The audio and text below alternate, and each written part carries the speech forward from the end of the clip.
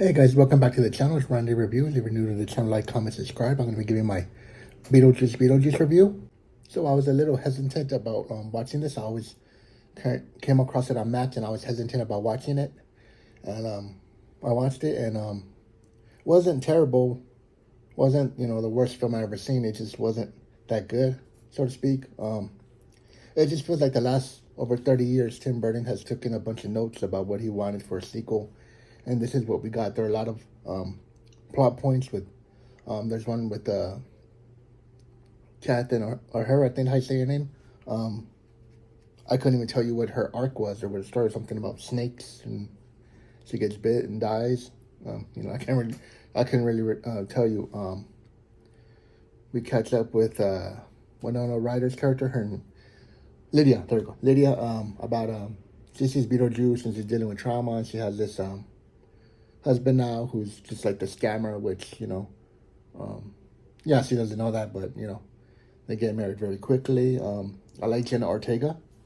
What I've seen her in, she was good in here, but just kind of reminds me of her Wednesday character, which I guess makes sense because I read that while they were doing Wednesday with Tim Burton, he asked her if she would do this, so it kind of she's in the same vibe. Just kind of a Wednesday type character. She meets the boy, a ghost boy in a tree house. He invites her over to Halloween. She says yes. After she finds out she's a ghost, she doesn't run away. He says that if he comes with, if he comes with her to the afterlife, she can see her dad because he's been wanting to see her dad. When Lydia's character can see all types of ghosts because she has a talk show, and she makes a point of it that she can see the ghost for a show, but when it comes to the one person that matters to her, she can't. So yeah, so I know I'm all over the place like the film, but yeah, there's a lot of just plot points that nothing comes of them. Beetlejuice's wife, I think, escapes her purgatory or hell, and she's coming vengeance on Beetlejuice because he killed her. And she tried to get answers from people by sucking their soul. Yeah, and there's a long time that you forget she's in it because we see her and we don't see her again for like another 20 minutes. Yeah, so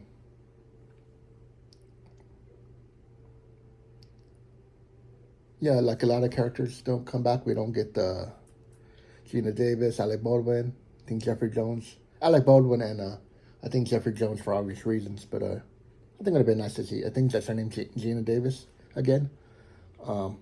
They just give us a line that they moved on. There's a loophole. Somehow they found a loophole, and they went somewhere else. But yeah, so my overall thoughts, there's a lot of plot points, like what I'm saying now. They're just all over the place that it doesn't come to a conclusion or it doesn't really make sense. When Jenna Ortega's character, they go to the afterlife, and I forgot the kid's name, but he tells them that, that he brought her here so she can take his life and he can go be alive again, be a person again, after killing his family, which they don't explain that. I guess he's just a psycho that killed his family and hid from the police in a treehouse and fell out and broke his neck and died, I guess. But yeah, I really like the a lot of the practical effects. I think there's some CGI in there. It's fine, This wasn't as bad as I thought it was gonna be, but it wasn't as good as I thought it was gonna be. We get the sandworm again. That looks good, but doesn't look as good as I remembered in the first film. Maybe because the first film was shot on a film, but I believe this is digital. But yeah, a lot of stuff that just doesn't make sense. I wanted more relationship with the mom and Jenna Ortega's character, which we don't get much of, other than she she's just going through a tough time because she's a teenager right now, and her mom, I guess, chose the life of being a ghost hunter and a celebrity, so to speak. So yeah, so it would have been nice to see Jenna Ortega's character in school. We get that one scene where she's walking to, I guess, her dorm room. I guess it's college, I guess, and the girls scare her with a blanket, and that's all we get. We don't really get a chance to sit and get to know anybody. Just kind of one thing after another after another. At the end, Lydia agrees to marry Beetlejuice in exchange for her daughter, I think it is, or the mom. I can't really remember now. Yeah, Beetlejuice insults the husband, and he says that he's a scammer, that he goes after broken women and stuff you probably already know from first meeting him. But yeah. So and I'm leaving a lot out. I don't even remember much of it now. Thinking back, it's a blur now. Just saw it last night, and it's a blur. I can't really remember much other than what I'm saying now. But yeah, just plot points all over the place. Nothing really concludes. It's a lot of scenes put together. It's over 90 minutes, which I'm pretty sure the original was. But I think the original had more pacing, more depth, more pulse, more heartfelt moments that this film just lacked.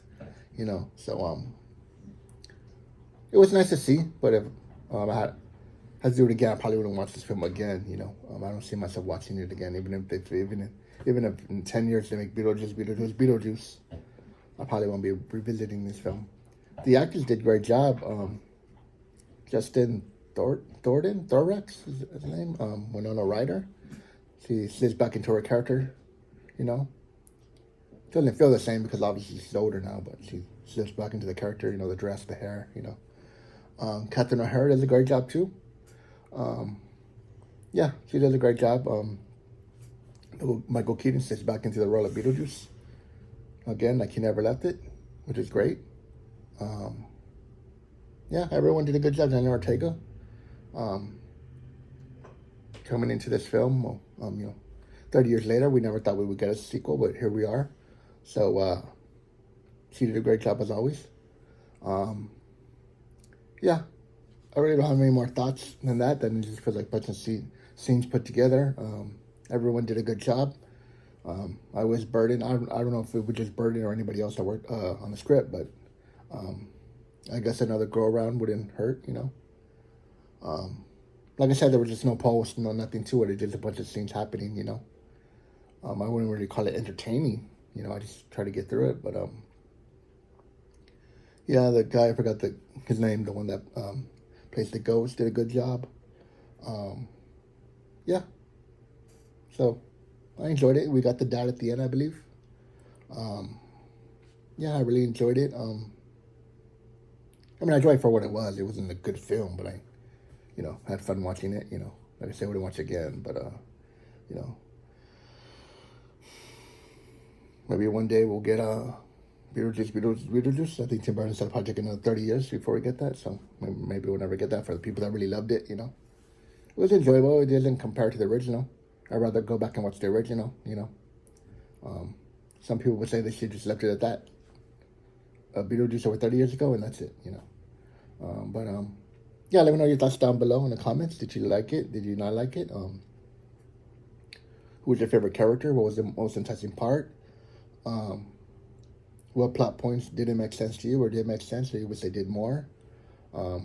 Yeah, just let me know your thoughts in the comments, and I'll catch you guys in the next one.